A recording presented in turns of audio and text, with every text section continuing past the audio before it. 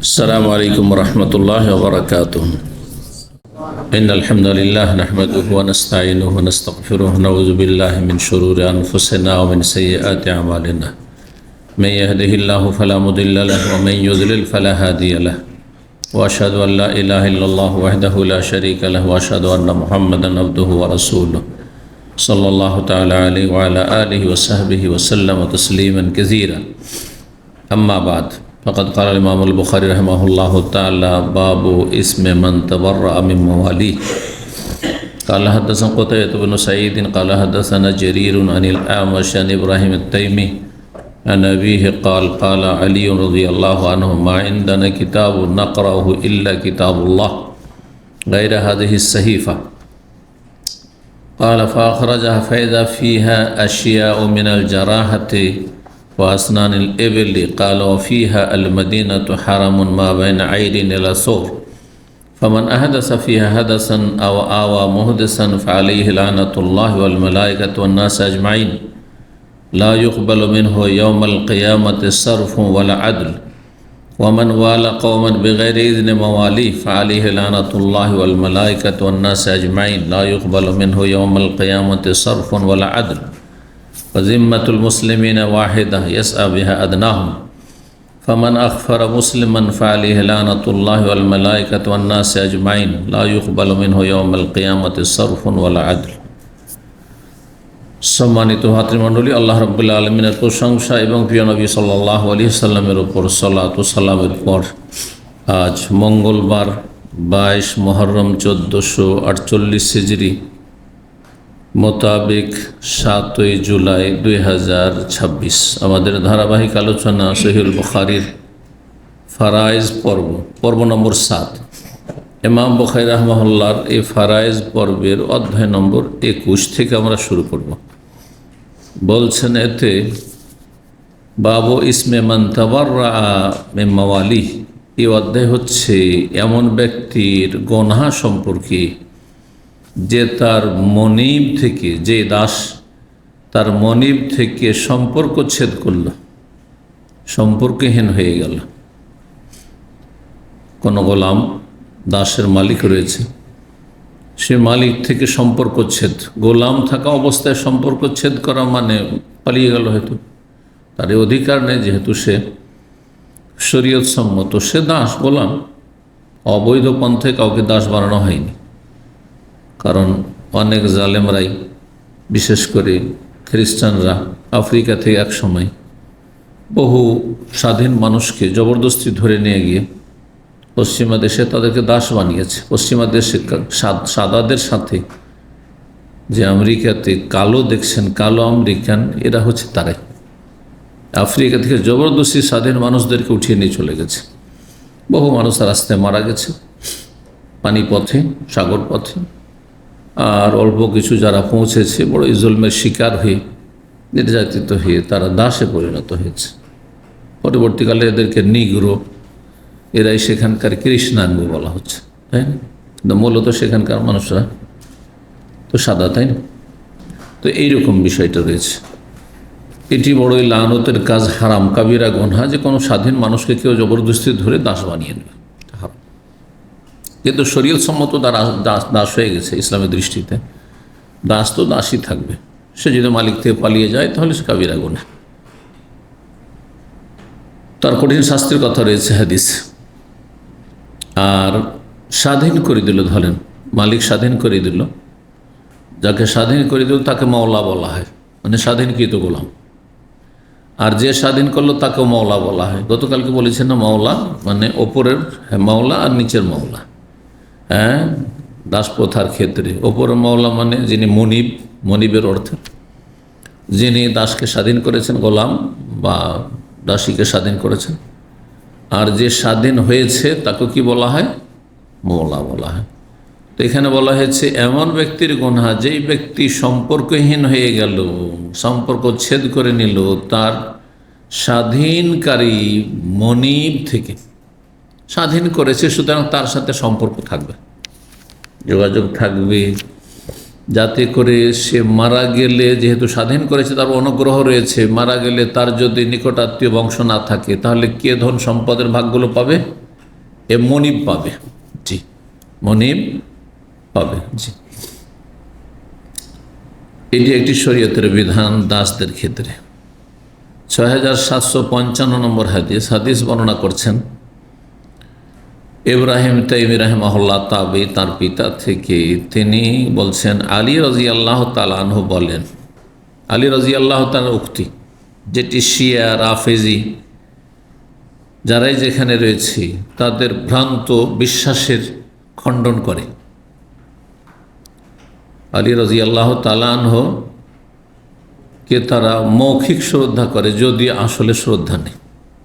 কথা বলছেন না? না হলে আলী শ্রেষ্ঠ না হুসেন শ্রেষ্ঠ?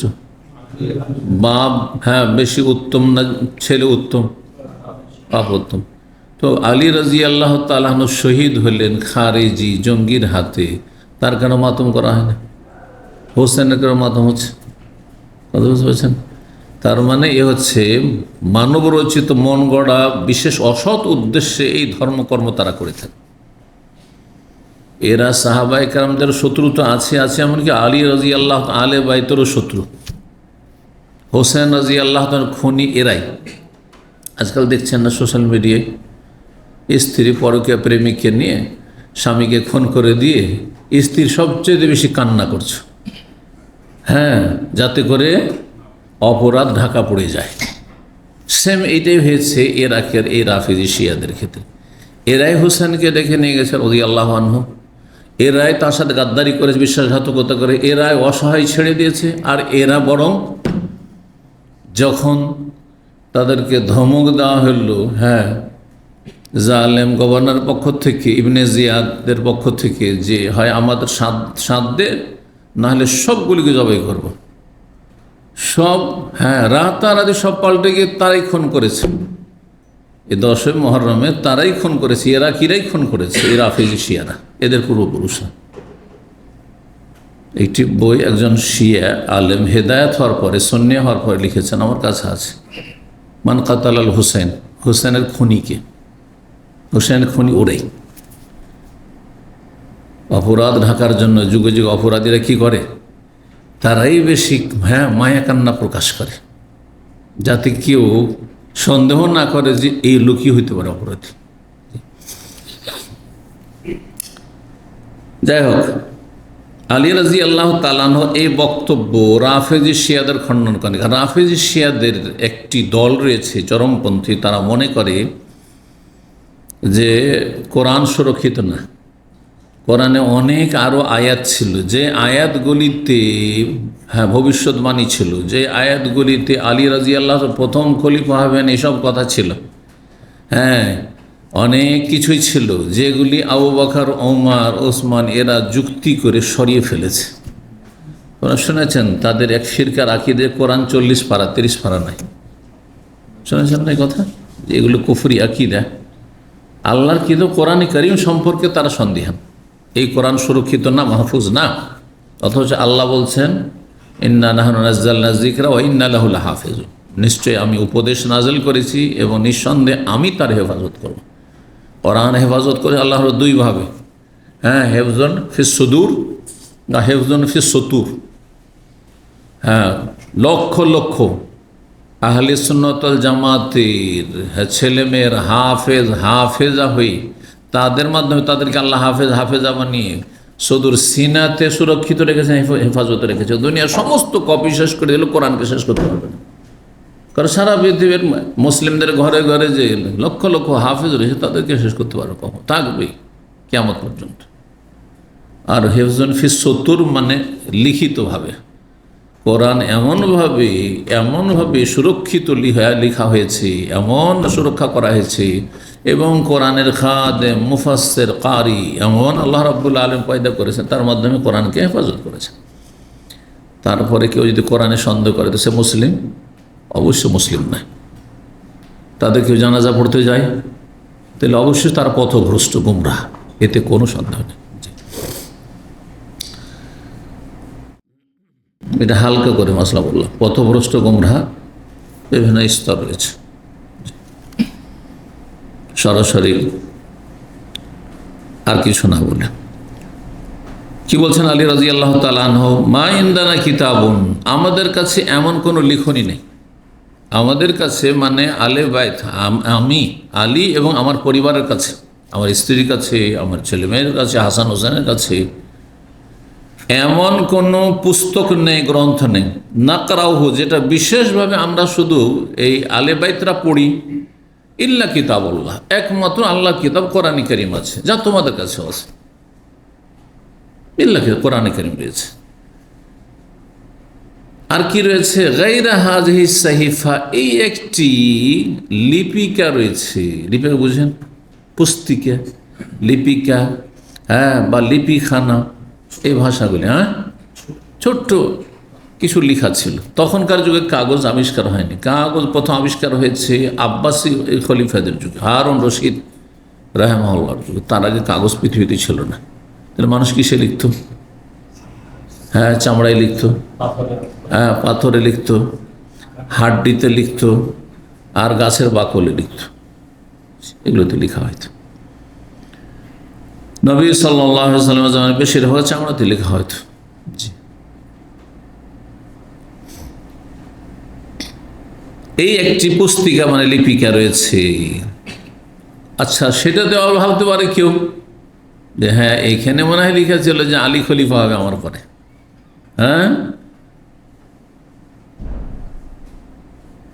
তাও ক্লিয়ার করে দিয়েছেন তিনি, বলছেন ফাখরাজহা, তারপরে সে পুস্তকটি বের করে সবাইকে দেখালেন। তাহলে গোপন কিছু না, বাতেনি কোনো কিছু নেই এখানে। এই পীর ভণ্ডদেরও গোমরাহির, হ্যাঁ, মুখোন্মোচন হচ্ছে যে বাতেনি ইলম বলে কিছু নেই, যা কিছু আছে বের করে সাহাবায়ে কেরামদেরকে কি করেছেন? দেখিয়ে দিয়েছেন। ফাখরাজহা, বের করলেন। ফাইদা ফিহা, দেখা গেল তাতে কি লেখা আছে? মিনাল জারাহাতে, আহতদের প্রতিদানের কিছু বিধিবিধান আছে। আহত কেউ যদি কারো দ্বারা আক্রান্ত হয় আর আহত হয়ে যায়, জখম হয়ে যায়, হ্যাঁ, কারো হাত কেটে নিয়েছে, কারো পা কেটে নিয়েছে, কারো একটা চোখ তুলে নিয়েছে ধরে, হ্যাঁ, কারো কান কেটে নিয়েছে, অঙ্গহানি করেছে, তো এগুলির কিন্তু দণ্ডবিধান আছে। শরীয়তে কর্তৃক কি আছে? এগুলোতে দণ্ডবিধান আছে। পুরো জীবনের একটা রক্তপণ আছে, সেটা দিয়াত, পূর্ণ দিয়াত। আর প্রতিটি অঙ্গের মূল্য আছে, এমনকি এক একটা আঙ্গুলের মূল্য আছে। একটা আঙ্গুল কেউ কেটে দিলে ইসলামের শাস্তি রয়েছে এতটা। এত বিস্তারিত না গিয়ে আপনাদের সংক্ষেপে শুধু বলি যে একটা চোখের মূল্য কত? অর্ধেক প্রাণ। মানে একজন মানুষকে যদি খুন করে ইচ্ছাকৃতভাবে, একজন মুসলিমকে, তাহলে তার জন্য রক্তপণ হচ্ছে, হয় হত্যার বদল হত্যা। যদি সেটা মাফ করে যে ঠিক আছে, হত্যার বদল হত্যা চাই না, কিন্তু আমরা ক্ষতিপূরণ দিয়াত চাই, রক্তপণ চাই। যদি মৃতের অভিভাবকরা বলে তাহলে 100টি উট, ঠিক না? তাহলে একটা চোখ অর্ধেক প্রাণের সমান বললাম। তার মানে একটা চোখ কেউ যদি তুলে নেয় বা কানা করে দেয়, অন্ধ করে দেয়, তাহলে কি হবে? 50 উট দিতে। দুটোই চোখ যদি কারো অন্ধ করে দেয়, বেঁচে আছে লোকটি, কিন্তু দুটোই চোখ তুলে নিয়েছে, 100টি উট দিতে, পূর্ণ দিয়ে কামেল দিয়ে দিতে।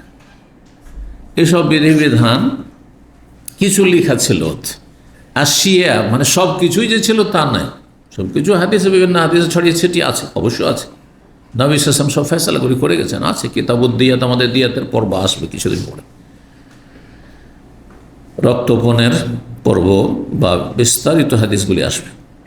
বেশ কিছু আলোচনা তাতে লেখা আছে বা মাসাইল লেখা আছে। মিনাল জারাহাতে, জারাহা এজরা জুরহুন মানে হচ্ছে ক্ষত, আঘাত, জখম, বোঝা গেছে? তো তাতে কি রয়েছে? আহতদের প্রতিদান। একজন কেউ যদি অন্যকে আহত করে তাহলে তার প্রতিদান কি? রক্তপণ, রক্তপণ রয়েছে। আর কি রয়েছে? ও আসনানিল এবেল, আর উটের, হ্যাঁ হ্যাঁ, বিভিন্ন শ্রেণীর উটের বয়স সম্পর্কে লেখা আছে। হ্যাঁ, যে কোন বয়সে উট কোন এতে গিয়ে পৌঁছে। যেমন কোরবানির মাসলায় কত বছরের উট লাগবে? কত? 5 বছর লাগবে। হ্যাঁ, 2 বছর, 5 বছর। জানছেন না, একটু স্পষ্ট উট 2 বছর কোরবানি করে বসে থাকবে না যদি পাইত। 5 বছর লাগবে। গরুর ক্ষেত্রে 2 বছর, 1.5 বছরও হবে না। ছাগলের ক্ষেত্রে 1 বছর। কিন্তু তার সাথে দাতা হইলে নিশ্চিত, নিজের বাড়ির যদি হয় তাহলে 1 বছর। নবী সাল্লাল্লাহু আলাইহি ওয়াসাল্লাম বহিল্লা মুসলিম, দাতা ছাড়া তোমরা জবাই করবেন। এইসব বিষয় রয়েছে। তাহলে এমন কিছু বিষয় রয়েছে যেগুলো হ্যাঁ কোরআন হাদিসে নেই। কোরআন হাদিসে কিসের কথা আছে? হ্যাঁ দিয়াতের কথা, হ্যাঁ আহতদের মাসলা মাসাইল, যদি কারো অঙ্গহানি করে তার মাসলা মাসাইল দিয়াত আছে। আর ওটের বিভিন্ন বয়স, কোন বয়সে কোন ওটের নাম কি, হ্যাঁ এগুলো আছে। জাকাতের ক্ষেত্রে আছে। উটের জাকাতের ক্ষেত্রে কখন আছে ইবনে লবণ, বিনতে লবণ, তারপরে আপনার রয়েছে হিক্কা, জিজআ, তারপরে বিনতে মাখাজ, এসব রয়েছে জাকাতের অধ্যায়। আমরা এগুলো আলোচনা করেছি, জাকাতের যখন পর্ব আলোচনা করেছি। এইগুলো বিনতে মাখাজ কোন উটকে বলে, বিনতে লবণ কোন উটকে উটনিকে বলে, তারপরে ইবনে লবণ কোন উটকে বলে, পুরুষ উটকে বলে, হিক্কা কোনটাকে বলে, জিজআ কোনটাকে বলে, জি এইভাবে, বা জিজআ কোনটাকে বলে, এইসব। তাহলে সব স্পষ্ট জিনিস, এমন কোনো গোপনে কোনো বিষয় তাতে ছিল না। তা আলী রাদিয়াল্লাহু তাআলা এই হাদিস সুফি ভণ্ড পীরদের যেমন খণ্ডন করে তেমনি খণ্ডন করে শিয়াদের। আর শিয়া আর এই সুফি পীরদের ধর্মে কিন্তু খুব সিমিলারিটি আছে, হ্যাঁ সামঞ্জস্যতা আছে। এখানেও বাতেনে ইলমের কথা বলা হয়, এখানেও বাতেনে ইলমের কথা বলা হয়। এই গোমরা, 2 গোমরা পথভ্রষ্ট দলনা বাতেনে ইলমে বিশ্বাসী। তাদের এই জন্যই তারা ইমাম আবু হানিফার চাইতে বেশি জিলানি, আব্দুল কাদের জিলানিকে ইমাম আবু হানিফাকে সিজদা করে। কিন্তু জিলানি সবচেয়ে বড় মাজার পৃথিবীর মধ্যে হচ্ছে বাগদাদ শরীফের আব্দুল কাদের জিলানি মাজার। ওই জাহেলগুলোকে জিজ্ঞাসা করেন, এই পীরের মুরিদগুলোকে, মূর্খগুলোকে, হ্যাঁ তো বলবেন যে আব্দুল কাদের জিলানি বাতেনি ইলম ছিল আর ইমাম আবু হানিফার জাহেরি ইলম ছিল। মানহানি করলো না? মানহানি করলো না? আমরা তো মানহানি করি না। জি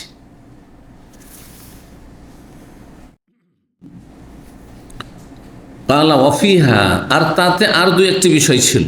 তা যা ছিল তা একবারে বিস্তারিত বর্ণনা করে দিচ্ছেন। বলছেন ওতে আরেকটি মাসআলা ছিল যে মদিনার হারামের বর্ডার কোনখান থেকে কোনখান পর্যন্ত। মক্কার যেমন হারামের বর্ডার আছে, আজকাল না হয় পিলার বসানো আছে, নবী সাল্লাল্লাহু আমলে তো পিলার বসানো ছিল না, আজকাল মদিনা তো পিলার বসানো আছে। কোন দিকে কোনখানে গিয়ে হারাম শুরু হচ্ছে আর কোনখানে গিয়ে হারাম শেষ হচ্ছে। আপনি যখন এই দিক থেকে আল কাসিমে ঢুকবেন মদিনা এয়ারপোর্টের কাছাকাছি দিয়ে, তখন দেখবেন যে পিলার, যেমন বিভিন্ন দেশের বর্ডারের পিলারগুলো থাকে ওইরকম হচ্ছে, তেমন চাঁচা পিলার আপনার মদিনা ঢোকার সময় রয়েছে ডানে বামে, লক্ষ্য করলে দেখতে পাবেন। আর যখন বেরিয়ে যাচ্ছেন আপনি জুলহুলাইফার দিকে, জুলহুলাইফা থেকে একটু এগিয়ে গেলে তখন মদিনা দেখতে পাবেন পিলারগুলো। চারিদিকেই কি রয়েছে? সীমানা রয়েছে। তাহলে হারামের সীমানা রয়েছে এখানে। তাহলে আরেকটি বিষয় স্পষ্ট হলো, যেমন মক্কার হুদুদে হারাম, হারামের সীমানা রয়েছে, তেমনি মদিনারও হারামের সীমানা রয়েছে, যদিও মাসলা মাসাইলে কিছু ভিন্নতা হয়তো রয়েছে। আল মদিনা তো হারামুন মা বাইনা আরিয়ালা সৌর, মদিনা হচ্ছে হারাম সম্মানিত, মা বাইনা আয়ের পাহাড় থেকে, আয়ের পর্বত থেকে সৌর নামক পর্বত পর্যন্ত। একদিকে আয়ের পর্বত আর একদিকে হচ্ছে সৌর পর্বত। সৌর পর্বত যদি বাহ্যিক আপনাদের জিজ্ঞাসা করি তো সুর পাহাড় কোথায়? আমাদের দেশের মানুষরা সুর পাহাড় বলে, বলে না? কিন্তু সুর না, সৌর আসলে। সৌর মানে ষাঁড়। তো পর্বতটি এমন হয়ে আছে যে ষাঁড়ের কুঁজের মতো, চূড়ার মতো হয়ে আছে। ওর একটা জায়গা, যেমন পাহাড়টা ওটা দেখতে একবার ষাঁড়ের মতো, আর ষাঁড়ের চূড়ার মতো একটু উঁচা হয়ে আছে। এই জন্যই ওই পর্বতের নাম তখনকার মানুষরা কি রেখে দিয়েছে? সৌর, যেন এটি একটি ষাঁড়। মক্কা আছে না মদিনা আছে? সৌর পাহাড়ের গুহায় নবী হিজরতের সময় 3 দিন আশ্রয় নিয়েছেন আল্লাহর হুকুমে। কিন্তু মদিনা তো একটি ছোট্ট ক্ষুদ্র পর্বত রয়েছে যার নাম হচ্ছে সৌর। আমরা নিজের চোখে দেখেছি, ওহদ পাহাড়ের পিছন দিকে আছে। ওহদ পাহাড় অনেক বড় পাহাড় পর্বত, আর ওহদ পর্বতের পেছন দিকে ছোট্ট একটি পর্বত রয়েছে, যেটা সেখানকার অঞ্চলের লোকেরা জানে যে এটির নাম হচ্ছে সৌর।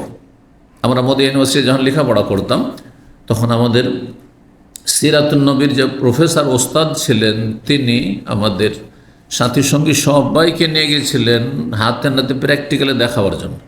কারণ নবীর জীবনী পড়ছেন, আর যদি সচক্ষে দেখানো হয় যে নবী সাল্লাম এই জায়গা থেকে এই জায়গা পর্যন্ত মদিনার হারাম নির্ধারণ করেছেন, তাহলে এইটা ভিন্ন ইলম হলো। এটা হয় আইনুল ইয়াকিন, চোখে দেখে বিশ্বাস করা। আর এটা হচ্ছে শুনে শুনে বিশ্বাস করা, ওটা হচ্ছে ইলমুল ইয়াকিন। আর একবারে ছুঁয়ে বিশ্বাস করা, স্পর্শ করে টাচ করে বিশ্বাস করা বা অনুভূতির দ্বারা বিশ্বাস করা, সেটা হচ্ছে হাক্কুল ইয়াকিন। ইয়াকিনের তিনটি স্তর রয়েছে, কোরআন কারীমে তিনটি শব্দ রয়েছে। জীবনে কোনোদিন আগুন দেখেও নি, আর আগুনে হাতও ঢুকায়নি, শুধু শুনেছে আগুন খুব গরম হয় আর আগুনে মানুষকে জ্বালিয়ে দেয়, তো বিশ্বাস করে। এটা হলো কি প্রথম বিশ্বাসের স্তর, ইলমুল ইয়াকিন। আর একজন আগুন চোখে দেখেছে কিন্তু আগুনের কাছে যায়নি, আগুনের তাপ লাগে, গরম লাগে, অথবা হাত ঢুকায়নি, জীবনে কোনোদিন পুড়েনি সে। সে চোখে আগুন দেখেছে, আইনের চোখে দেখে বিশ্বাস। আর আরেকজনের কি হয়েছে, ছ্যাঁক লেগেছে, আর তারপরে সে ফোসা পড়েছে, পুড়ে গেছে। কি যে জ্বালা যন্ত্রণা, তার তিক্ত অভিজ্ঞতা আছে ভাই। আগুন, আমি জানি যে আগুন কেমন। দাঁতের ব্যথা কার কার হয়েছে আপনাদের মধ্যে? যার ব্যথা হয়েছে তার মধ্যে হাক্কুল ইয়াকিন আছে। দাঁতের ব্যথা হচ্ছে মহিলাদের, প্রসাব বেদনা ব্যথার কথা। কিন্তু যার হয়নি, চোখের সামনে একটা লোককে দেখছে খুব কান্না করছে, আরে এত শিক্ষিত মানুষ, এত জ্ঞানী মানুষ, এত জাদরের মানুষ, আবার ছোট বাচ্চার মতো কান্না করছে, দাঁতের ব্যথা, এর কেমন ছোট বাচ্চার মতো হয়ে গেছে। অবাক হচ্ছে, তাই না? তো নিজের চোখে দেখেছে কাঁদতে, কি কষ্ট। আর একজন শুনেছে নাকি দাঁতের ব্যথা খুব হয়, বুঝতে পারলেন? ওই রকমই আল্লাহ, পরকাল, আখিরাত, জান্নাত জাহান্নাম বিশ্বাসের ক্ষেত্রে এরকম তিনটি স্তর রয়েছে। তাহলে আমরা সবাই একসাথে বসে সবাই যে একই স্তরের পাক্কা একেবারে মুমিন তা না, কিন্তু সন্দেহ নেই যে শুনে বিশ্বাস করে সেও বিশ্বাসী, আর যে দেখে বিশ্বাস করে সেও, যার আইনুল ইয়াকিন রয়েছে সেও বিশ্বাসী, দৃঢ় প্রত্যয় তারও রয়েছে। আর হাক্কুল ইয়াকিন বাস্তবে, বাস্তব অভিজ্ঞতার মাধ্যমে যে দৃঢ় প্রত্যয় রাখে, বিশ্বাস রাখে, ইয়াকিন মানে দৃঢ় প্রত্যয়। কথা বুঝতে পারছেন না? তাহলে ইমানকেও শক্তিশালী করা যায়। ইমান যদিও অন্তরের কাজ, কমে না আর বাড়ে না, এই কথাটি ভুল। দুই ভাই, আর তাদের দুজনের মা মারা গেছে। একজন শোকে একবার ভেঙে পড়েছে, আর একজন শোক হয়েছে কিন্তু না ভেঙে পড়ে, স্বাভাবিক কাজকর্ম করছে, সব কিছু করছে। তাহলে দুজন অন্তরের শোকে পার্থক্য নেই। শোকটা কিসের কাজ? চোখের কাজ? কিসের কাজ? কলব, হৃদয়ের কাজ। তো ঈমান হচ্ছে হৃদয়ের কাজ, ঠিক তেমনই একই রকম। ঈমানও বাড়ে কমে, যেমন মানুষের দুঃখ কষ্ট শোক কমে আর বাড়ে, কম বেশি হয়, বিভিন্ন স্তর রয়েছে। তো মদিনা হচ্ছে হারাম, এর পর্বত থেকে শুরু করে সর পর্বত পর্যন্ত। তাহলে এইদিকে ওহদের দিকে হয়ে গেল, যেটাকে বলবো আপনার উত্তর দিকে, উত্তর দিক। তাহলে উত্তর দিকে বর্ডার হচ্ছে সর পর্বত পর্যন্ত। তাহলে ওহদটা হচ্ছে হারামের ভিতরে, ওহদ পর্বত। আর দক্ষিণ দিকে মানে মক্কার দিকে যেতে জুলহুলাইফা পার হয়ে একটি খুব বড় পাহাড় রয়েছে, পর্বত রয়েছে, সেটির নাম হচ্ছে আইর। সেটা মদিনাবাসীরা জানে, আইর পর্বত সেটি। এদিক তো হয়ে গেল উত্তর, দক্ষিণ হয়ে গেল পশ্চিম পূর্বে আবার বর্ডার। ওই ক্ষেত্রে নবী সাল্লাল্লাহু আলাইহি ওয়াসাল্লাম বলেছেন যে আল হারাম আল মাদিনা তো হারামন মা বাইনা লাবাতাইহা, মদিনার হারাম হচ্ছে দুই ক্ষুদ্র কুচি পাথর বিশিষ্ট ভূমির মধ্যবর্তী স্থলের নাম, হাররা শারকিয়া আর হাররা গারবিয়া। বাকির দিকে, বাকির যে কবরস্থান, এদিকে হাররা শারকিয়ার মহল্লা রয়েছে। আমি ওখানে খুব যেতাম, কারণ একজন বাংলা ভাষী আমাদের শেখ ছিলেন, প্রথম ব্যাচের দিকে, প্রথম বা দ্বিতীয় ব্যাচে মদিনাতে পাস করে সৌদি নাগরিক হয়েছিলেন শেখ মোহাম্মদ নসরতুল্লাহ সদাগর সাহেব। সদাগর আছে না বাংলায় টাইটেল একটা, সদাগর। তো তিনি সৌদি হওয়ার পরে সাদাকার লিখতেন, বংশের নাম লিখতেন। খুবই ভালোবাসতেন আমাকে, কত যে ওনার বাড়িতে খাওয়া দাওয়া করেছি। শেষ মারা যাওয়ার আগেও একবার এখান থেকে দমম থেকে দেখা করেছি, রাহিমাহুল্লাহ। মারা গেছে, তার ছেলেরা আছে মাশাআল্লাহ। তো যাই হোক, এটা হচ্ছে হাররা শারকি, এই দিকটা একটা হচ্ছে বাকির দিকে বেরিয়ে গেলে। আর এর অপর দিক হচ্ছে বাবুস সালাম, যে দিক থেকে সালাম করার জন্য ঢুকছেন। হ্যাঁ, বাবুস সালামের দিকে বেশ কিছু দূর, ধরেন 1 কিলোমিটার 2 কিলোমিটার চলে যান, তখন শুরু হাররা গারবিয়া শুরু হবে, পশ্চিম হাররা এলাকার জমি। এখন তো বোঝা যায় না, রোড বাড়ি ঘর হয়ে গেছে, সব কিছু পাকা হয়ে গেছে, কিন্তু ছোট ছোট ক্ষুদ্র কালো কালো পাথর বিশিষ্ট জমি ছিল। মদিনার জমিটা খানিকটা এইরকমই। তো এই ছিল চারিদিকে তাহলে সীমানা।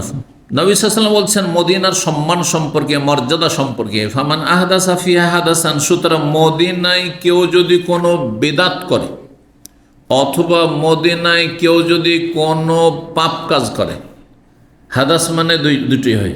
হাদাসের এখানে অর্থ দুটো, একটি হচ্ছে কুল্লু মুহদাসাতিন বিদআ, মানে ধর্মের নামে যে কোনো নব আবিষ্কৃত কথা কাজ হচ্ছে বেদাত। তাহলে মুহদাস মানে বেদাত, এখান থেকে ফামান আহদাসা ফিহা হাদাসান, হাদাস মানে কি তাহলে বেদাত। মদিনায় কেউ যদি মিলাদ করে, মদিনায় কেউ যদি পীর মুরিদি করে, মদিনায় যদি সুফিদের বেদাতে ইল্লাল্লাহ হুর জিকির করে, কথা বুঝতে পারছেন, আল্লাহ আল্লাহ জিকির করে, মদিনায় যদি কেউ শিরিক করে, মাদাদে ইয়া রাসূলুল্লাহ, এইসব করে, মদিনায় যে কোনো বেদাত করুক না কেন, দলে দলে গিয়ে সেখানে বাকির কবরস্থানে বিদাত করছে। হ্যাঁ, রাফিজি শিয়ারা গিয়ে শোক মাতম করে, সকালবেলা দেখবেন ভোজর পরে দল বেঁধে সেখানে গিয়ে শোক মাতম করছে এক শ্রেণীর পথভ্রষ্টরা।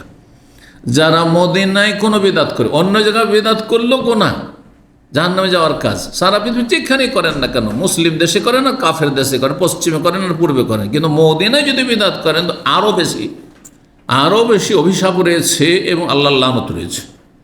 শোনেন হাদিসটি, তাহলে একটি তরজমা হয়ে গেল। আর হাদাস মানে, হাদাস মানে কোনো নতুন কাজ। মুসলিম জীবনটা হচ্ছে আপনি নতুন কিছু করতে পারবেন না। কি করবেন? যেটা পুরাতন কোরআন হাদিসে ওহীতে আছে। এজন্য আমি বলি একটি কথা, যে একজন মুসলিম, সে সরকার হোক, শাসক হোক আর প্রজা হোক, হ্যাঁ, নিম্ন শ্রেণীর মানুষ হোক আর একবার আপার ক্লাসের মানুষ হোক, একজন মুসলিমের কাজ হচ্ছে সামিআনা ওয়া আতানা, শুনলাম এবং মানলাম। এই সমাধান কোথা থেকে হবে? এখানে একটা আমাদেরকে বিল পাস করাইতে হবে, আমরাই সিদ্ধান্ত নেব না, সিদ্ধান্ত ওহীতে আছে, ওইটা বের করে আপনাকে খুঁজে নিতে হবে।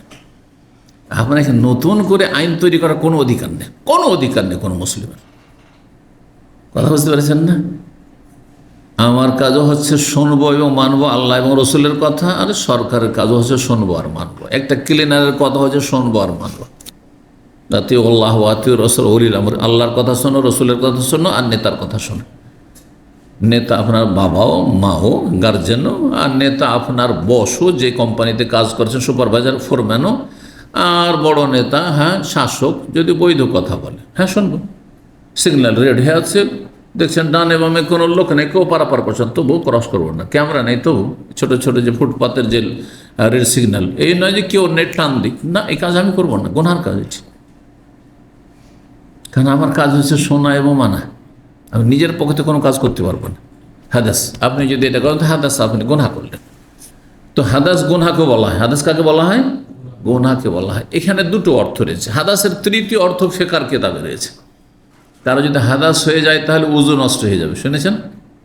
হাদাস মানে কি? এখানে বায়ু নিঃসরণ হয়। হ্যাঁ, লা ইয়াকবালুল্লাহু সালাতা আহাদিকুম ইযা আহাদাসা হাত্তা ইয়াতাওয়াজ্জা, সহিহ মুসলিম হাদিস। কোন বান্দার নামাজ কবুল হবে না, সালাত কবুল হবে না, ইযা আহাদাসা, যদি হাদাস হয়ে যায়, মানে উযু ভঙ্গ হয়ে যায়। হাদাস আসগার, উযু ভঙ্গ হয়ে যায়। কতক্ষণ? যতক্ষণ উযু না করে নেবে। তো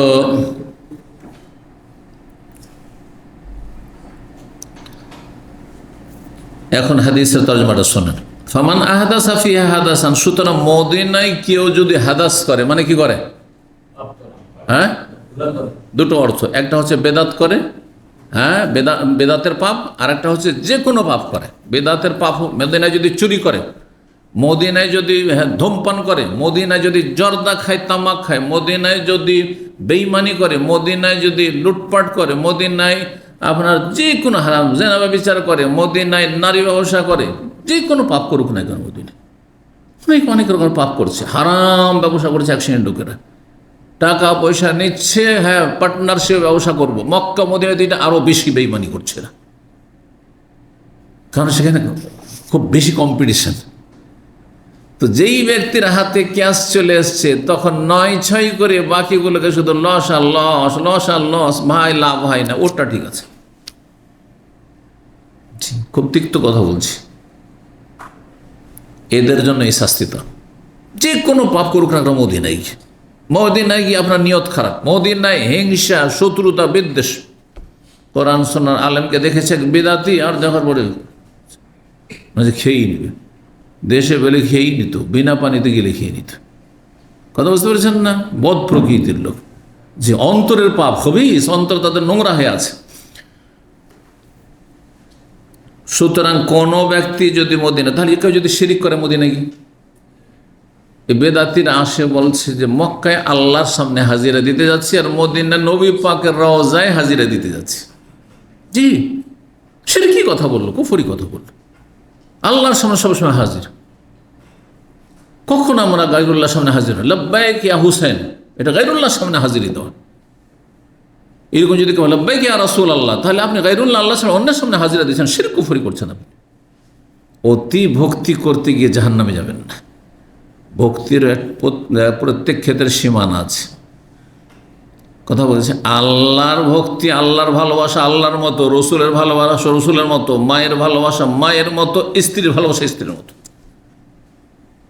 স্ত্রীকে মায়ের মতো ভালোবাসলে স্ত্রী যাবে, হ্যাঁ। আর যদি মাকে স্ত্রীর মতো ভালোবাসেন তো মা যাবে, আপনি জাহান্নামে যাবেন। কথা বুঝতে পারছেন? চলবে? প্রত্যেকের ভালোবাসা ভিন্ন, ভালোবাসার সীমানা আছে না নেই? যেন আনলিমিটেড ভালোবাসবো আমি, হ্যাঁ। ওস্তাদকে ভালোবাসে, সিজদা করবেন নাকি?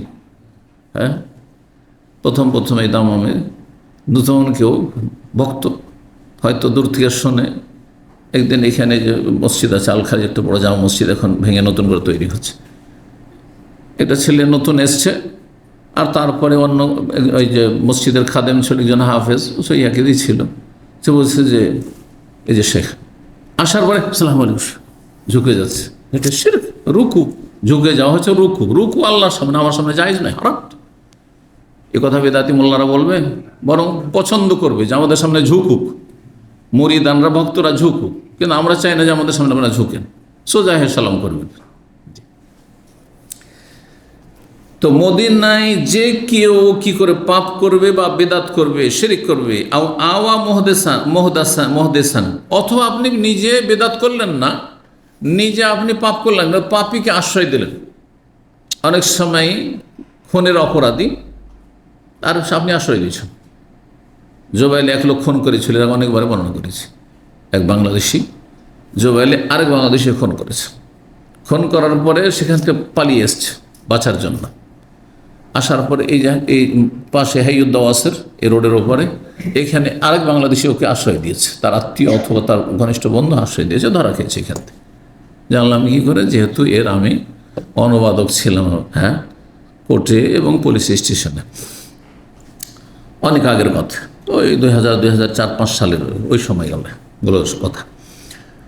তো এইরকম কাজ এখানেও হারাম, কিন্তু মদিনায় যদি কেউ পাপ করে, বেদাত করে, অথবা পাপী বা বেদাতিকে আশ্রয় দেয়, আপনার ঘরে রাখলেন, আপনি খাওয়াচ্ছেন, বেদাতি মোল্লাকে খাওয়াচ্ছেন, বাংলাদেশ থেকে বেদাতি পীর এসছে তাকে খাওয়াচ্ছেন, আপ্যায়ন করছেন আপনি, বুঝতে পারছেন? অথবা কোনো অপরাধী বেনামাজি নামাজ পড়ছেন আর তাকে রুমমেট বানিয়েছেন শুধু ভাড়া পাওয়ার জন্য। আওয়া মহদেসান, কোনো বেদাতিকে কোনো পাপীকে যদি আশ্রয় দেয়, তাহলে শাস্তি শুনুন, ফাআলাইহি লানাতুল্লাহ, যে মদিনায় পাপীকে বা বেদাতিকে আশ্রয় দিবে, তারপর আল্লাহর লানত, অভিশাপ, আল্লাহর রহমতে বঞ্চিত করবেন। ওয়াল মালাক, সমস্ত ফেরেশতার লানত, মানে ফেরেশতার বদদুয়া রয়েছে, কার জন্য? যে আশ্রয় দিবে তার জন্য, এবং যে বেদাত করবে তার জন্য, যে হারাম কাজ করবে তার জন্য, সবার জন্য লানত রয়েছে। তাহলে পাপীকে আশ্রয় দেওয়াও পাপের মতো অপরাধ, পাপ করার মতো অপরাধ। নাসে আজমাইন, সমস্ত মানুষের কি রয়েছে? লানত, অভিশাপ রয়েছে। শুধু তাই নয়, লা ইউকবালু মিনহু ইয়াউমাল কিয়ামতের দিনে তার পক্ষ থেকে যে বেদাতিকে আশ্রয় দিয়েছে, যে পাপীকে আশ্রয় দিয়েছে মদিনায়, হ্যাঁ, অথবা নিজে পাপ করেছে বা বিদাত করেছে, তার আল্লাহ ফরজ নফল কিয়ামতের দিন কিছুই গ্রহণ করবেন না, কবুল করবেন না, কিচ্ছু কবুল হবে না। কারণ শিরক বেদাত করবেন আপনি, কবুল করবেন না। মদিনার আপনি মান সম্মান খণ্ড করেছেন, আপনি মদিনার মানহানি করেছেন, আপনি মদিনায় মোবারক জায়গায় পাপ করে, রসুলের শহরে সাহাবায়ে কেরামরা প্রতিটি জায়গায় তারা চলাফেরা করেছেন, কত রক্তের কোরবানি দিয়েছেন, সেখানে পাপ করতে গিয়েছেন আপনি, পাপীকে আশ্রয় দিয়েছেন আপনি। কিয়ামতের দিনে ফরজ নফল কিছুই কবুল হবে না। সারফুন ওয়ালা আদুন মানে ফরজ নফল। ওমান ওয়ালা কওমান, দ্বিতীয় শ্রেণীর পাপিষ্ট মানুষ যাদের উপর লানত রয়েছে, যেই দাস অন্য কোনো সম্প্রদায়ের সাথে সম্পৃক্ত হয়ে গেল, নিজের মালিক থেকে উদা হয়ে গিয়ে আর একজন সিনিয়র মালিক পেয়েছে, হয়তো তার মালিক হচ্ছে জুনিয়র সাধারণ মানুষ একজন। অনেক সময় এরকমটা হয়। আজকাল কলেজ ইউনিভার্সিটিতে যেসব বাবারা পড়াচ্ছে ছেলেদেরকে, এরকম ঘটনা ঘটেছে। কোনো এক ইউনিভার্সিটির নাম নেব না, নাহলে হয়তো ইউনিভার্সিটির মানহানি হবে, তখন ওরা বলে আমাদের মানহানি করেছে। বিশাল ইউনিভার্সিটি, সেই ইউনিভার্সিটিতে একজন চাষি কৃষক তার ছেলেকে খুব কষ্ট করে পড়িয়েছে আর ভর্তি করেছে। ভাবছে যে ছেলেকে কি খাচ্ছে না খাচ্ছে, তো কাঁধে করেও চিড়া মুড়ি বা চালের বস্তা নিয়ে চলে গেছে। আর যেমন গেঞ্জি গায়ে দিয়ে চাষি থাকে, ওই রকম গেঞ্জি গায়ে দিয়ে চলে গেছে। যাওয়ার পরে হ্যাঁ বলছে যে এখানে একটা ছাত্র লেখাপড়া করে, সেই ছাত্র কোথায় আছে? বলছে অমুক জায়গায়। তারপর তখন ছেলেরা সাথী সঙ্গীরা জিজ্ঞাসা করছে ওই ছেলেটিকে যে উনি কে? বলছে উনি আমাদের বাড়ির কি চাকর, কাজের লোক, কামলা। বুঝতে পারছেন না? আউযুবিল্লাহ। এইরকম সেম কবিরা করো না, যে বাপকে চাকর বললো কিসের জন্য? মান ইজ্জত রক্ষা করার জন্য। ছেলেরা আমার সাথী সঙ্গীরা কি বলবে? আমি তো ছোট হয়ে যাবো, যে আমি ওই চাষির সন্তান, আমি ইউনিভার্সিটিতে মাস্টার ডিগ্রি করছি, আমি ইঞ্জিনিয়ার হচ্ছি। আউযুবিল্লাহ। ঠিক ওই রকমই অনেক ধরেন স্বাধীনকৃত গোলাম, সে ভাবছে কিছু সাধারণ একটা নিম্ন শ্রেণীর মনিম, কি করে বলবো যে অমুক স্বাধীন করেছে, তার অনুগ্রহের কথা বললো। ও খুব সিনিয়র ব্যক্তি, প্রসিদ্ধ ব্যক্তি, তার সাথে নিজেকে সম্পৃক্ত করলেন। আমি হচ্ছে অমুক পরিবারে, অমুক সম্ভ্রান্ত পরিবারের গোলাম ছিলাম। চমানওয়ালা কৌমান, কোন ব্যক্তি যদি এমন কোন ব্যক্তির সাথে নিজেকে সম্পৃক্ত করে, বেগাইরে ইজনে মাওয়ালি, তার মালিকের অনুমতি ছাড়া, মালিক যদি বলে যাও ওদের কাছে গিয়ে থাকো, আর আমার কাছে থাকতে হবে না, সেটা ভিন্ন বিষয়। বা আমার পরিচয় না দিলে কোনো অসুবিধা নেই, সেটা ভিন্ন বিষয়। যদি বিনা পারমিশনে করে, ফালি লানাতুল্লাহ, তারপর আল্লাহ লানত রয়েছে, ওয়াল মালাইকা, ফেরেশতার লানত রয়েছে, ওয়ান্নাস, সমস্ত মানুষের লানত রয়েছে। লা ইউকবালু মিনহু ইয়াউমাল সারফুন ওয়ালা আদলুন, কিয়ামতের দিনে তার ফরজ নফল কিছুই কবুল হবে না। তারপরে বলছে জিম্মাতুল মুসলিমিনা ওয়াহিদা। জিম্মা কথাটি আমরা ব্যবহার করি, আমার জিম্মায়, বুঝছেন না? মানে কি জিম্মা বলেন আপনারা? আমি জিম্মা নিলাম, আমি জামানত নিলাম, এই শব্দ ব্যবহার হয় না? হয় না? তার মানে দায়িত্ব, তাই না? তাহলে দায়িত্ব, কর্তব্য, অঙ্গীকার, এগুলো এই অর্থে ব্যবহার হয়। জিম্মা শব্দটি আরবিতে ব্যবহার হয় দায়িত্ব, কর্তব্য এবং অঙ্গীকারের অর্থে ব্যবহার হয়। বলছে মুসলিমদের দায়িত্ব, কর্তব্য অথবা অঙ্গীকার হচ্ছে ওয়াহিদাতুন, একজনের মতো। অর্থাৎ এখানে অমুসলিমদের সাথে, বিজাতির সাথে যদি কোনো চুক্তি হয়, চুক্তির ক্ষেত্রে আমরা একটি সম্প্রদায়, মুসলিম সম্প্রদায়, আমাদের মধ্যে আমি না, আপনাদের মধ্য থেকে কেউ একজন যদি কাউকে আশ্রয় দিয়ে দেয় যে আমি তোমাকে শরণ দিলাম, মানে আশ্রয় দিলাম, বুঝতে পারছেন না? আর তোমার নিরাপত্তা দান করলে, নিরাপত্তার ঘোষণা দিলাম, তোমার কোনো হস্তক্ষেপ হবে না, ইসলামে গাদ্দারি করা, বিশ্বাসঘাতকতা করা বড় কাবিরা গুনাহ, বড় কাবিরা গুনাহ। এখন একজন সাধারণ মানুষ আপনাদেরকেও দায়িত্ব নিয়েছে সেই অমুসলিমের, আর আমাদের মধ্যে কেউ গিয়ে অর্ডার করলো, হ্যাঁ নেতা মাথা, যে না একে মারো, ওই ইসলামের দুশমনকে মারো, তাহলে গাদ্দারি হয়ে গেল। যখন আমাদের একজন জুনিয়র ভাই, সাধারণ একটা অশিক্ষিত মানুষও, একজন মহিলা পর্যন্ত যদি কাউকে আশ্রয় দিয়ে দেয়, তাহলে সবাই সেটা আমরা মেনে চলব। এই জন্য মক্কার ঘটনা জানা আছে সিরাতুন নবীতে, হ্যাঁ, উম্মে হানি আলী রাদিয়াল্লাহু তাআলার বোন, বড় বোন, তিনি তার দেবরকে, হ্যাঁ, ইবনুল হুবাইরা, দেবরকে আশ্রয় দিয়ে দিয়েছেন বাড়িতে। আলী রাজি জানতে পেরেছেন যারে এত বড় শত্রু এই কাফেরকে মক্কা বিজয়ের দিনে হত্যা করিয়ে কি জালেমকে, খুব সীমালঙ্ঘনকারী ছিল, কিন্তু বোন আশ্রয় দিয়েছে। বোন বলছে না, আমি তো আশ্রয় দিয়েছি আমার বাড়িতে, যেটা আমার দেবর, আর সে আমার কাছে আশ্রয় চেয়েছে, আশ্রয় দিয়েছি। আলী বলছেন আমি হত্যা করবো, আমি ধরে একে মারব, কারণ বড়ই অপরাধী, বড়ই সীমালঙ্ঘন, জুলম অত্যাচার করেছে আমাদের অসহায় মুসলিমদের উপর। নবী সাল্লাল্লাহু আলাইহি ওয়াসাল্লামের কাছে, হ্যাঁ, অভিযোগ করলেন কি উম্মে হানি, ইয়া রাসূলুল্লাহ, আমি আমার স্বামীর ভাইকে আশ্রয় দিয়েছি, আর আমার ভাই বলছে একে খুন করবো, হত্যা করবো, শাস্তি দেবো। নবী কি বললেন? হ্যাঁ, এমনি আজার তো মান আজারা তো মহানি, উম্মে হানি যাকে আশ্রয় দিয়েছে তাকে আমিও আশ্রয় দিলাম। উম্মে হানির বাড়িতে যে ঢুকে গেছে সেও আশ্রয় পেয়ে গেছে। কথা বোঝা গেছে? ইসলাম কখনো চুক্তি ভঙ্গ করা শেখায় না, ইসলাম গাদ্দারি শেখায় না, কিন্তু বহু কাফের, ইসলামের দুশ্মন, মুসলিমদের দুশ্মনরা আমাদের মুসলিমদেরকে দাঙ্গা ফাসাদের সময় অমুসলিমদের বাড়িতে আশ্রয় দিয়েছে, আর আশ্রয় তারাই খুন করেছে, তারা খুন করেছে, তারা জ্বালিয়ে দিয়েছে, তারা মেরে ফেলেছে। বহু ঘটনা রয়েছে কাফেরদের, কারণ তাদের আল্লাহ পরকাল নেই, কিন্তু আমাদের আল্লাহ পরকাল আছে। আমি একজনকে আশ্রয় দিয়ে যদি ধোঁকাবাজি করি, প্রতারণা করি আর গাদ্দারি করি, তাহলে কিয়ামতে আমাকে জাহান্নামে যেতে হবে, এ ভয় আমার আছে, কোনো কাফেরের নেই। তো যাই হোক, কথা লম্বা হয়ে যাচ্ছে। বলছেন তারপরে সুতরাং সেই কর্তব্য, দায়িত্ব বা অঙ্গীকারকে রক্ষা করার জন্য একজন নিম্ন শ্রেণীর মানুষও সর্বাত্মক চেষ্টা করবে, সকল স্তরের মানুষ চেষ্টা করবে যে একজনকে নিরাপত্তা যখন দিয়ে দেওয়া হয়েছে, দিয়ে দেওয়া হয়েছে। একটা উদাহরণ দিই, আমাদের কূটনৈতিক সম্পর্ক আছে কিনা বিশ্বের সাথে? হ্যাঁ, এই যে ভিসা দিয়ে আপনারা মুসলিমরা সৌদি আরবে এসেছেন, অনেক অমুসলিম কাজ করছে না? অমুসলিম, এখন আমাদের মুসলিমরা তাদের হাতে জুলমের শিকার হচ্ছে, তাদের স্বজাতির হাতে দেশে জুলমের শিকার হচ্ছে। এখানে তাদেরকে পেয়ে আমরা মেরে দেবো, এটা জায়েজ না হারাম? কারণ সে বৈধভাবে এখানে নিরাপত্তা নিয়েছে, এখানে ভিসা দিয়ে এসেছে, এখানে তার একামা আছে, এখানে সে বৈধভাবে আছে। সুতরাং আমাদের উপর যতই জুলম অত্যাচার সেখানে হোক না কেন, আমরা প্রতিশোধ এখানে নিতে পারবো না। কথা বুঝতে পারছেন না? কেউ কারো বোঝা ওঠাবে না, যাকে নিরাপত্তা দেওয়া হয়েছে নিরাপত্তা দেওয়া হয়েছে।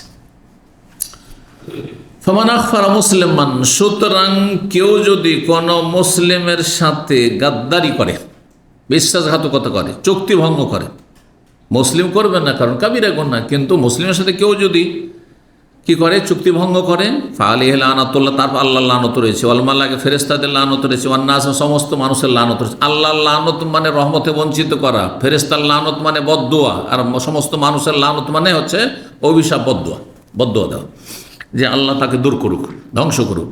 লা ইকবালু মিনহু, তার কবুল হবে না কিয়ামতের দিনে ফরজ নফল কিছুই। 6756 নম্বর হাদিস, হাদিস বর্ণনা করেছেন ইবনে ওমর রাদিয়াল্লাহু তাআলা, তিনি বলেন নাহান নবী সাল্লাল্লাহু আন বাইইল ওয়ালাই ওয়া আন হিবাতে, নবী সাল্লাল্লাহু নিষেধ করেছেন ওয়ালার যে অধিকার রয়েছে এটা বিক্রি করতে এবং সেটা কাউকে হেবা করে দান করতে, কারণ এটা বিক্রি করার বস্তু না, বিক্রিও করা যায় না, আর এটা কাউকে হেবা দান করে দেওয়া যায় না। জমি জায়গা বিক্রি করা যায়, ক্রয় বিক্রয় করা যায় না, হ্যাঁ, বাড়িঘর বিক্রি করা যায়, তারপরে হেবা করা যায় না।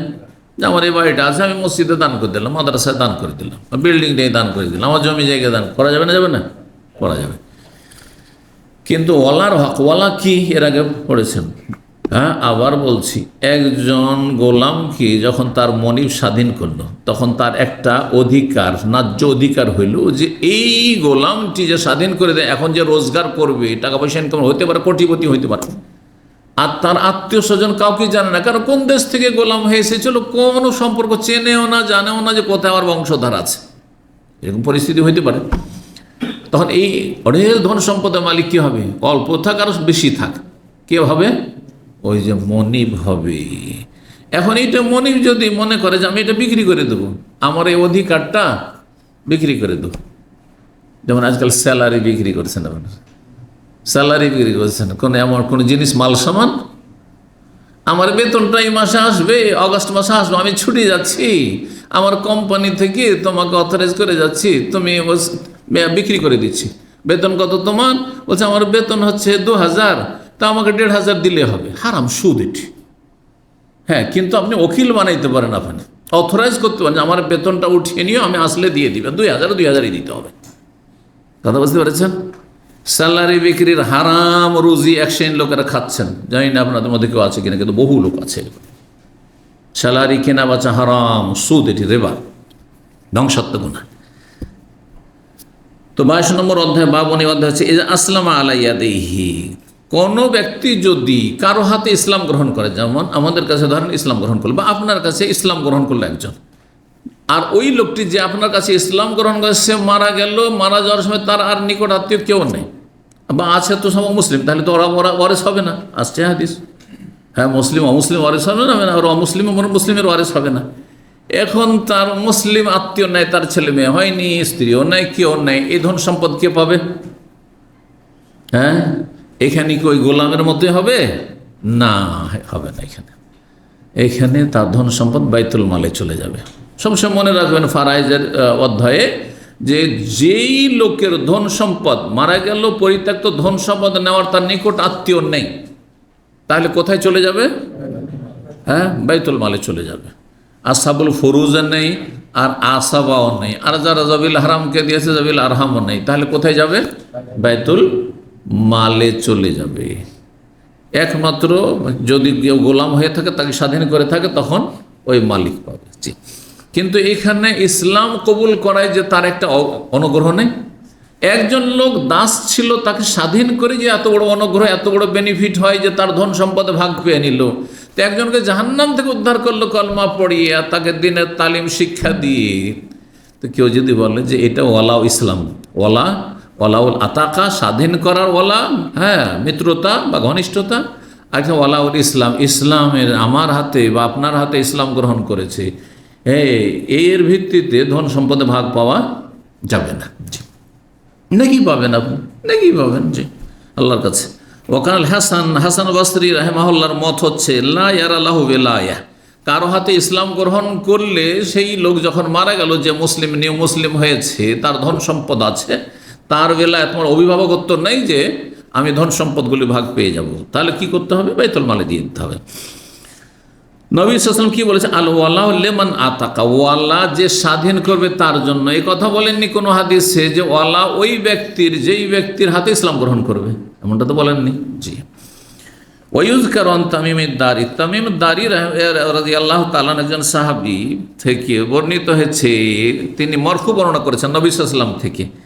তিনি বলেন যে নবী সাল্লাল্লাহু আলাইহি ওয়াসাল্লাম বলেছেন, হুয়া আউলান নাসি বিমাহিয়া ওয়া মামাতিহি, যার হাতে ইসলাম গ্রহণ করলো কোনো ব্যক্তি, সেই ব্যক্তি হচ্ছে সর্বাধিক কি অগ্রাধিকার যোগ্য, সর্বাধিক সবচাইতে অগ্রাধিকার যোগ্য বা সবচাইতে কাছের মানুষ, বেমাহিয়াহু ওয়া মামাতিহি, তার জীবন এবং মরণের, বেঁচে থাকাকালীনও যার হাতে ইসলাম গ্রহণ সে সবচাইতে কাছের মানুষ, আর মরে যাওয়ার পরেও সবচেয়ে কাছের মানুষকে, যার হাতে সে ইসলাম গ্রহণ করেছে। কিন্তু হাদিসটি কি সহিহ? ইমাম বুখারী বলছেন ওয়াখতালাফু ফি সিহাতি হাযাল খবর, মুহাদ্দিসিন যারা হাদিসের বিশেষজ্ঞ পণ্ডিত, তারা এই হাদিসটি, এই সংবাদটি, মানে এই হাদিসটি শুদ্ধ কি না এই বিষয়ে কি করেছেন? মতভেদ করেছেন। একদল বলেছে হাদিসটা সহিহ, আরেক দল বলেছে হাদিস সহিহ নয়। তাহলে আর তা হাদিস যদি সহিহ হয়, তাহলে সুসম্পর্কের ক্ষেত্রে, নেকি পাওয়ার ক্ষেত্রে, অনুগ্রহের ক্ষেত্রে, কিন্তু ধন সম্পদ পাওয়ার ক্ষেত্রে নয়। এবার বুঝতে পেরেছেন? তাহলে আমরা মাসলা জানলাম যে কোনো নিউ মুসলিম যদি ইসলাম গ্রহণ করে, তারপরে ধন সম্পদ রেখে মারা যায়, তাহলে সেই ধন সম্পদ যার হাতে ইসলাম গ্রহণ করেছে সে পাবে না, কি পাবে? বাইতুল মালে সরকারি ফান্ডে জমা হবে, যেটা দিন ইসলামের খেদমতে খরচ হবে। 6757 নম্বর হাদিস, হাদিস বানাচ্ছেন ইবনে ওমর রাদিয়াল্লাহু তাআলা আনহুমা, তিনি বলেন মা আয়েশা রাদিয়াল্লাহু উম্মুল মুমিনিন একবার চাইলেন একটি দাসী খরিদ করতে। দাসীর নাম কি ছিল? হ্যাঁ, বারিরা, গতকাল হয়েছে। তুতি কহা, স্বাধীন করতে চাইলেন কিনে। ফাকাল আহলুহা, তখন সে বারিরার পরিবার, আগের যে পরিবারের লোকেরা ছিল, মানে ওই মনিবরা, নবীও কে হ্যাঁ বিক্রি করবো তোমাকে, কিন্তু শর্ত হচ্ছে আন্না ওয়ালা, তোমার ওয়ালার অধিকার আমাদের থাকবে, আয়েশা পাবে না রাদিয়াল্লাহু আনহা। কিন্তু কথাটি ভুল ছিল তাদের। ফাযাকারা যালিকা লিরাসূলিল্লাহ, তখন এই বিষয়টি রাসূলুল্লাহ কাছে আলোচনা করলেন মা আয়েশা। ফাকালা, তখন নবী বললেন লা ইয়ামনাউকি যালিক, এতে কোনো বাধা নেই, ও শর্ত লাগায়, বাতিল শর্ত, ওর কোনো মূল্য নেই, এক পয়সা মূল্য নেই। ফাইন্নামা লা ওয়ালা লিমান আতাকা, ওয়ালা কার, যে ব্যক্তি স্বাধীন করবে তার, তুমি স্বাধীন করছো, ওরা স্বাধীন করছো, তো পয়সা নিয়ে বিক্রি করছো, সুতরাং তারা ওয়ালার অধিকার পাবে না। 6758 নম্বর হাদিস, হাদিস মা আয়েশা রাদিয়াল্লাহু তাআলা আনহা বর্ণনা করেছেন, ওই আগের হাদিসটি একটু বড় করে। ইশতারে ইতো বারিরা, মা আয়েশা বলছেন আমি বারিরাকে খরিদ করলাম। ফাস্তারাত আহলুহা, তখন তার পরিবার আগের মালিকেরা শর্ত লাগিয়ে দিল যে ওয়ালা আমরা নেব, মানে সে মারা গেলে ধন সম্পদের ভাগ আমরা পাবো, এই শর্ত। নবী সাল্লাল্লাহু আলাইহি ওয়াসাল্লামের সামনে এই বিষয়টি আলোচনা করলেন মা আয়েশা। ফাযাকারতু যালিকা, নবী, আমি আলোচনা করেন নবী সাল্লাল্লাহু আলাইহি ওয়াসাল্লামের সাথে। ফাকালা, নবী বললেন আতিকিহা, তুমি খরিদ করে স্বাধীন করে দাও। ফাইন্নামাল ওয়ালা লিমান আতাল ওয়ারিকা, ওয়ালা ওই ব্যক্তির, যেই ব্যক্তি রৌপ্য মুদ্রা দিয়ে খরিদ করেছে। ওয়ারেক চাঁদিকে বলা হয়, মানে চাঁদির টাকা, রূপার টাকা। তো যেই ব্যক্তি পয়সা খরচ করেছে সে ওয়ালার অধিকার পাবে, ওরা পয়সা খরচ করেননি, ওরা তো দাম নিয়ে নিয়েছে। কালাত, মা আয়েশা বলছেন ফাআতাকতুহা, তখন সে তাকে খরিদ করে আমি স্বাধীন করে দিলাম। কালাত বলছেন ফাদাহা রাসূলুল্লাহ সাল্লাল্লাহু আলাইহি ওয়াসাল্লাম ফাখাইয়ারা, রাসূলুল্লাহ সাল্লাল্লাহু আলাইহি ওয়াসাল্লাম তখন বারিরাকে ডাকলেন। বারিরা বিবাহিতা ছিল, গতকালকে বলেছি মুগীসের সাথে। তাকে নবী সাল্লাল্লাহু আলাইহি ওয়াসাল্লাম স্বাধীনতা দিলেন মিন যাওজিহা, তার স্বামী থেকে, যে তোমার স্বামী যেহেতু দাস হয়ে আছে, সে ছোট হয়ে আছে, আর তুমি স্বাধীন হয়ে গেছো, হ্যাঁ, সুতরাং তুমি এখন তার সাথেও সংসার করতে পারো। হ্যাঁ, আর যদি মনে করো যে আমার যেহেতু স্বাধীনতা আছে, আমি থাকবো না তার সাথে, আমি কোনো স্বাধীন ব্যক্তি বিয়ে করব। কারণ এই গোলামকে যদি বিয়ে করে, তো গোলাম তো একজন মালিকানাধীন আছে, যদি মালিক নিয়ে ওকে অন্য দেশে চলে যায়, তো এই স্বামীর কোনো মূল্যই নেই, তার স্বামীর কোনো ব্যক্তি মালিকানা নেই, স্বামী তাকে ভরণ পোষণও দিতে পারবেন না। বুঝতে পেরেছেন না? অন্য একজন স্বাধীনকে বিয়ে করলে সব কিছু পাবে। যাই হোক, ফাকাল, তিনি বললেন লাউ আতানি কাযা কাযা মা বিত্তু ইনদাহু, আমাকে যদি এই এত এত এত ধন সম্পদও দিয়ে দেয় এই মগিস আমার স্বামী, তবুও তার কাছে এক রাত কাটাবো না, এক রাতও থাকবো না তার কাছে। ফাখতারাত নাফসাহা, নিজের জীবনটিকে সে কি করলো, পছন্দ করে নিল যে আমি স্বাধীন জীবন যাপন করব এটা স্বাধীন পুরুষের সাথে। 23 নম্বর অধ্যায়, বাবু মায়ারিসুন নিসা মিনাল ওয়ালা। জি, ওয়ালার মাধ্যমে যেমন পুরুষ মালিক কি হবে, ধন সম্পদের ভাগ পাবে, যাকে স্বাধীন করে তার, তেমনি মহিলাও হলেও পাবে। যেমন মা আয়েশা রাদিয়াল্লাহু তাআলা কি ছিলেন, হ্যাঁ, মহিলা মানুষ, তারপরও তিনি পেয়েছেন। ওই আগেরই হাদিস, কিন্তু একটি ভিন্ন মাসলা সেখান থেকে প্রমাণ করার জন্য নিয়ে আসলেন এই অধ্যায়টি। 6768 নম্বর হাদিস, ইবনে ওমর রাদিয়াল্লাহু তাআলা আনহুমা বলেন আরাদাত আয়েশা তানতাশতা বারিরা, আয়েশা চাইলেন রাদিয়াল্লাহু আনহা বারিরাকে খরিদ করতে। নবী সাল্লাল্লাহু আলাইহি ওয়াসাল্লামকে বললেন তিনি, ইন্নাহুম ইশতারিতুনাল ওয়ালা, কিন্তু তার মালিকরা ওয়ালার শর্ত লাগাচ্ছে, ওরা রাখবে সেটি। নবী সাল্লাল্লাহু আলাইহি ওয়াসাল্লাম বল ইশতারিহা, তুমি খরিদ করে নাও। ফাইন্নামাল ওয়ালা লিমান আতাকা, ওয়ালা সেই পাবে যে স্বাধীন করবে, তুমি স্বাধীন করছো তুমি পাবে। 6760 নম্বর হাদিস, হাদিস মানে বলছে ইব্রাহিম নাখই আসওয়াদ থেকে। তবে তিনি মা আয়েশা রাদিয়াল্লাহু তাআলা আনহা বর্ণনা করে বলছেন, রাসূলুল্লাহ সাল্লাল্লাহু আলাইহি ওয়াসাল্লাম বলেন আল ওয়ালা লিমান আতাল ওয়ারিকা, ওয়ালা ওই ব্যক্তির অধিকার যেই ব্যক্তি মূল্য দিয়েছে, রৌপ্য মুদ্রা দিয়েছে। ও ওয়ালিয়ান নেমাতা, এবং সেই ব্যক্তি কি করেছে, অনুগ্রহের দায়িত্ব নিয়েছে, এহসান করেছে, তাকে স্বাধীন জীবন দিয়েছে, স্বাধীন করে দিয়ে। ওয়ালিয়ান নেমাত, নেমাত মানে অনুগ্রহ।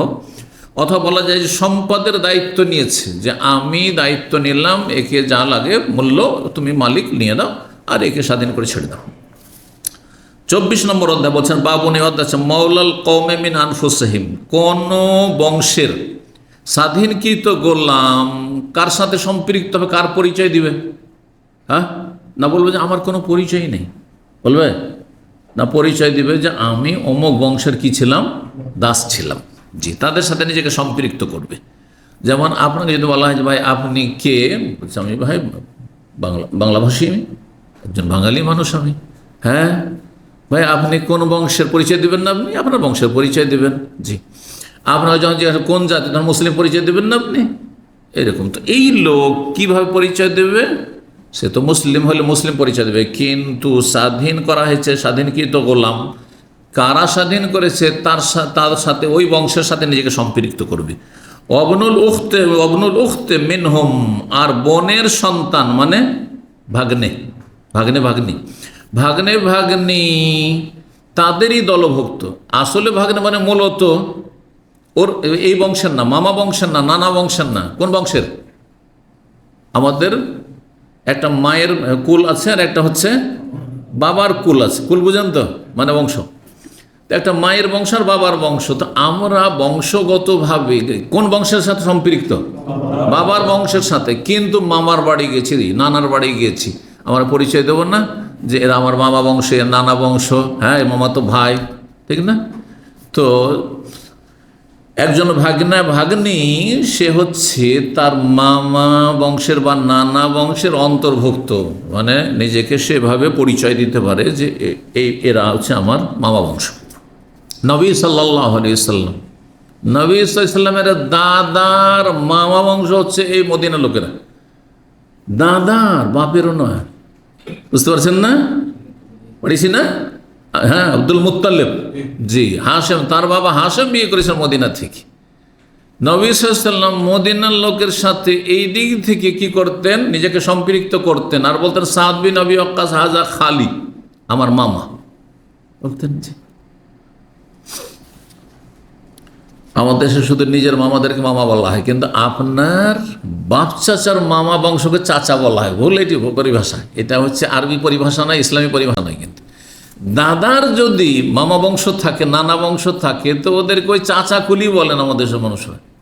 আমার আব্বার মামাতো ভাইদেরকে আমরা চাচা বলতাম, এটা দেশি কথা, এটা শরীয়তি কথা না। শরীয়তের কথা কি? ওরা আমাদের মামা। বুঝতে পেরেছেন? কারণ ওদের সাথে সম্পর্ক হচ্ছে মায়ের মাধ্যমে, না হলে দাদির মাধ্যমে। হ্যাঁ, মা না হয় দাদির মাধ্যমে, না হয় হ্যাঁ তার উপরে কারো মাধ্যমে। জি, তো আনাস বিন মালিক রাদিয়াল্লাহু তাআলা বর্ণনা করে বলছেন, নবী সাল্লাল্লাহু আলাইহি ওয়াসাল্লাম বলেন, মাওলাল কওমে মিন আনফুসিহিম, কোন সম্প্রদায়ের স্বাধীনকৃত গোলাম তাদেরই দলভুক্ত, তাদের দলে শামিল, তাদের সাথে সম্পৃক্ত হবে। 6762 নম্বর হাদিস, আনাস রাদিয়াল্লাহু তাআলা নবী সাল্লাল্লাহু আলাইহি ওয়াসাল্লাম থেকে বর্ণনা করে বলছেন, নবী বলেন, ইবনু উখতিল কওমে মিনহুম, কোন সম্প্রদায়ের বোনের সন্তান তাদেরই দলে শামিল। বোনের সন্তান, আমার বোনের সন্তান আমাদের পরিচয় দিতে পারে যে হ্যাঁ আমরা এই বংশের সাথে সম্পর্ক রাখি, কারণ মায়ের দিক থেকে বংশের সাথে সম্পর্ক রাখে, কিন্তু নিজের বাবার বংশকে একবার অস্পষ্ট করে দেবে না। জি, কিন্তু তারপরে মামা বংশ, নানা বংশের সাথে একজন সম্পৃক্ত, এই কথা বলতে চাইছেন। তার মানে তাদের সাথে একটা তার কি আছে, ঘনিষ্ঠতা আছে। এই হাদিসটি দলিল ওই সব ওলামাদের যারা বলছেন জাবিল আরহাম, গতকালকে পড়ে, জাবিল আরহাম কি হবে? হ্যাঁ, ধন সম্পদে ভাগ পাবে।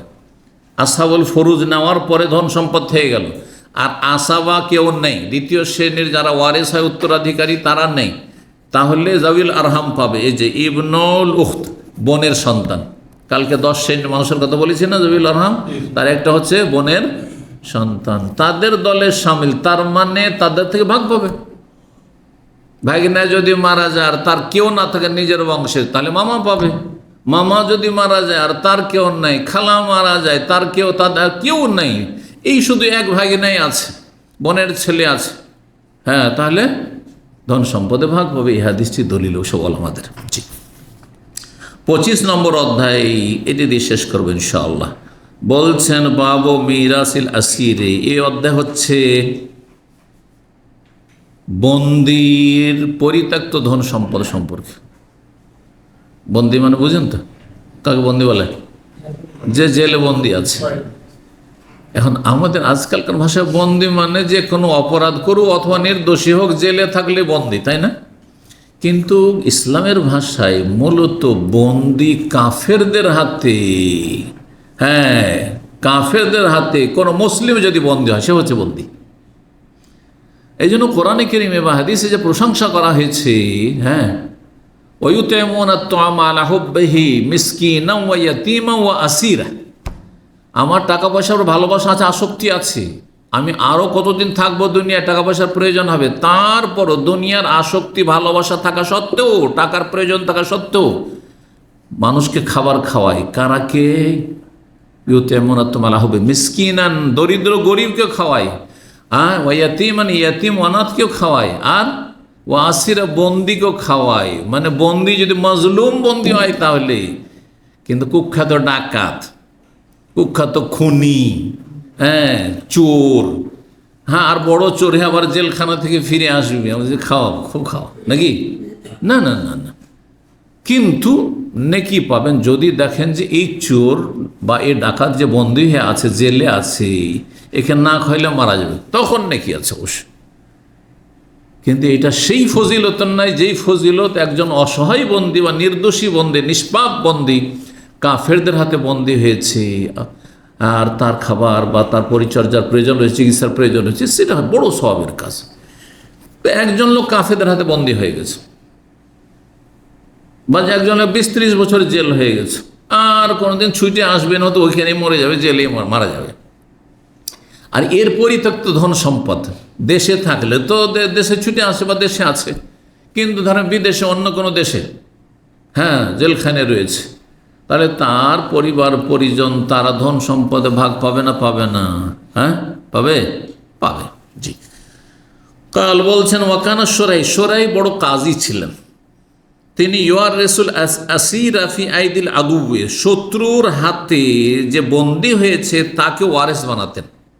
তার ধন সম্পদ যদি দেশে থাকে তো অন্যরা ওয়ারেস হবে, আর দেশে ধরেন ওর বাবা আছে, বাবা মারা গেছে, এখানে কেউ আছে, ভাইরা আছে, অথবা ভাই নাই শুধু বোন আছে, একজন ভাই সে কাফেরদের হাতে, কাফেরদের দেশে বন্দী হয়ে আছে, এ কথাকে বলা চলবে? যেহেতু কাফেরদের হাতে বন্দী হয়ে গেছে, ওকে জমি জায়গার ভাগ দেবো না, আমরাই ভাগ করিনি, চলবে না? পাবে, পাবে। ওয়াকুলো, এবং সরাই কাজী বলতেন, হো আহওয়াজু ইলাইহি, সে বেশি মুখাপেক্ষী, কারণ সে বন্দি সালাতে রয়েছে, বন্দি থেকে মুক্ত হওয়ার জন্য পয়সার প্রয়োজন হইতে পারে, মুক্তিপণের প্রয়োজন হইতে পারে। জি। ওয়াকাল ওমর আব্দুল আজিজ, প্রখ্যাত খলিফায়ে রাশেদ ওমর ইবনে আব্দুল আজিজ রাহিমাহুল্লাহ, তিনি বলেন আজিজ ওয়াসিয়াত আল আসির, বন্দি যদি কোনো ওসিয়ত করে, ভিন দেশে কোথাও বন্দি আছে কাফেরদের হাতে, আর সেখান থেকে ওসিয়ত করছে যে আমার জমি জায়গা ধন সম্পদ থেকে মাদ্রাসা ইসলামী সেন্টারে এত দেবে, মসজিদে এত দিয়ে দিবে, অমুক ব্যক্তি গরিবকে এত দিয়ে দিবে, যদি ওসিয়ত করে, ও আতাকাতাহু, তার স্বাধীন করা, সে যদি বলে যে আমার গোলাম আছে, দাস আছে বা দাসী আছে, ওকে স্বাধীন করে দিও, তার কথা মানা যাবে না? যাবে না? জানা যাবে। ওমা সানাফি মালিহি, আর যা কিছু তার ধন সম্পদে সে, হ্যাঁ, কি করুক, হ্যাঁ, দান সাদাকা করুক, যা কিছুই করুক না কেন, তার নিয়ন্ত্রণ রয়েছে। মালাম ইয়াত, কতক্ষণ পর্যন্ত? মালাম ইয়াতাগাইয়ার আনদের, যতক্ষণ তার ধর্ম পরিবর্তন করেনি। এখন কাফেরদের হাতে বন্দী হওয়ার পরে যদি খ্রিস্টান হয়ে যায়, অথবা হিন্দু হয়ে যায়, বুদ্ধিস্ট হয়ে যায়, বা বলে যে আমি এখন স্বঘোষিত নাস্তিক, বলছে, নিজেই বলছে আমি নাস্তিক হয়ে গেছি, তখন হবে না, তখন ধন সম্পদে ভাগ পাবে না।